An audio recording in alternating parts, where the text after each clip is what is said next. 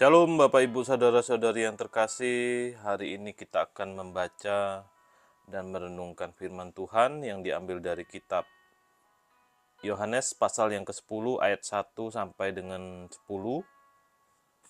Saya akan membacakan sebagian daripada firman Tuhan ini. Aku berkata kepadamu, sesungguhnya barang siapa masuk ke dalam kandang domba tidak melalui pintu, melainkan dengan memanjat tembok, ia adalah seorang pencuri dan seorang perampok. Tetapi siapa yang masuk melalui pintu, ialah gembala domba. Akulah pintu, barang siapa masuk melalui aku, ia akan selamat, dan ia akan masuk dan keluar menemukan padang rumput.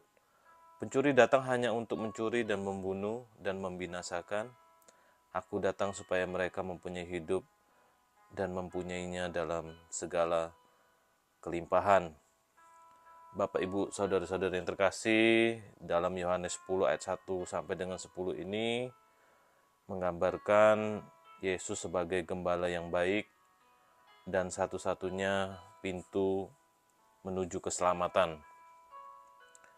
Yesus membuat pernyataan yang sangat tegas. Akulah pintu. Dalam konteks budaya pada zaman itu, gembala akan duduk atau tidur di pintu kandang domba untuk melindungi domba-domba dari bahaya. Tanpa melewati gembala, tidak ada yang bisa masuk dan keluar. Yesus adalah satu-satunya jalan kepada Bapa, sebagaimana Yohanes 14 ayat 6. Tidak ada keselamatan melalui sistem agama, perbuatan baik, atau orang lain. Keselamatan hanya melalui iman kepada Yesus. Di tengah dunia yang penuh dengan banyak pintu palsu, ajaran sesat, filsafat dunia, bahkan motivasi yang kelihatannya benar, kita diingatkan untuk kembali kepada Yesus sebagai satu-satunya jalan keselamatan.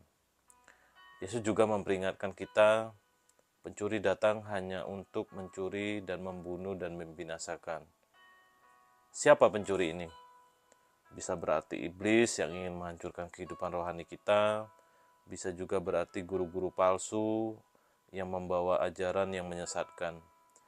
Bisa berarti pengaruh dunia yang menarik kita menjauh dari kebenaran Kristus.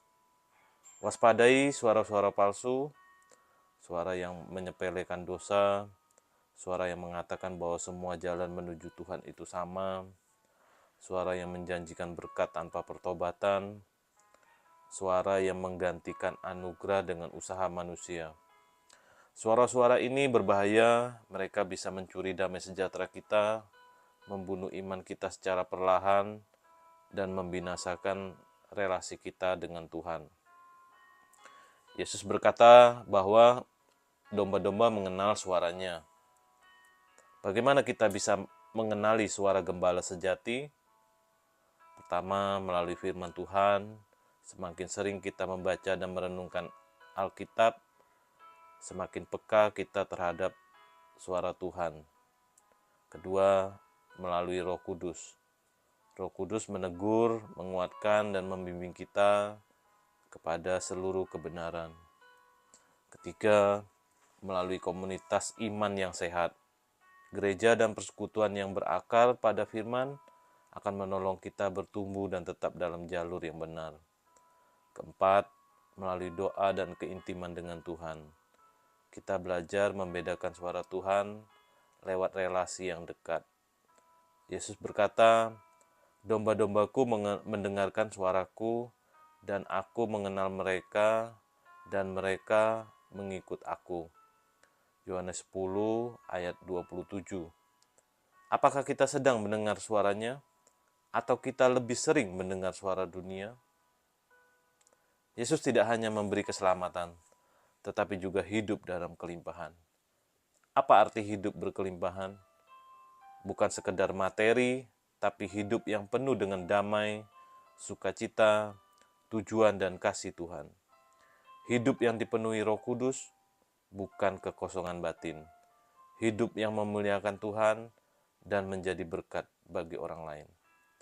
Kelimpahan itu dimulai saat kita masuk melalui pintu, yaitu Yesus Kristus. Mari kita satu di dalam doa. Tuhan Yesus, Engkaulah gembala yang baik dan pintu menuju keselamatan. Hari ini kami kembali menyerahkan hidup kami kepadamu. Jauhkan kami dari suara-suara palsu yang menyesatkan dan ajar kami peka terhadap suaramu. Bimbing kami di jalanmu yang benar dan tuntun kami untuk hidup dalam kelimpahan yang Engkau janjikan. Terima kasih untuk anugerah keselamatan. Di dalam nama Tuhan Yesus kami berdoa. Amin. Tuhan Yesus memberkati.